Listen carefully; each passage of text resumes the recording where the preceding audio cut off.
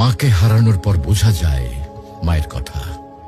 যে সকালে তুমি ঘুম থেকে উঠতে মায়ের ডাক শোনার জন্য, আর সেই ডাক চিরদিনের জন্য থেমে গেছে। যে হাতে তোমার জন্য খাবার বানাতেন, ভালোবাসা দিয়ে মাথায় হাত বুলিয়ে দিতেন, আজ সেই হাত মাটির নিচে। যখন মা বেঁচে ছিলেন তুমি হয়তো বলেছ, মা আমি ব্যস্ত আছি, মা পরে কথা বলবো। কিন্তু আজ তুমি সময় পেলেও আর সেই কথা শোনানোর মানুষটি নেই। আজ তুমি চাইলে আর মাকে ফোন করে বলতে পারবে না, মা আমি পৌঁছে গেছি। আজ তুমি ঘরে ফিরলেও আর কেউ দরজায় দাঁড়িয়ে হাসি মুখে বলবে না, টেবিলে খাবার রাখা আছে, খেয়ে নিস বাবা।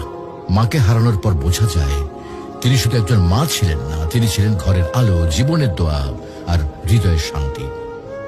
এখন বুঝতে পারো মা যে বারবার নামাজের কথা বলতেন, ভালো মানুষের সাথে চলতে বলতেন, এগুলো তোমার জন্য কত বড়। আল্লাহ তুমি আমার হায়াত কমায় আমার মার হায়াত বাড়ায় দাও আল্লাহ। মাকে হারিয়ে আফসোস করার আগে কদর করো।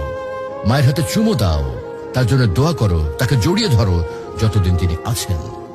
কারণ হয়তো একদিন তুমি শুধু বসে বসে কাঁদবে আর মনে পড়বে, ইস যদি মাকে আরেকবার জড়িয়ে ধরতে পারতাম। মাকে হারানো মানে পৃথিবীর সব থেকে বড়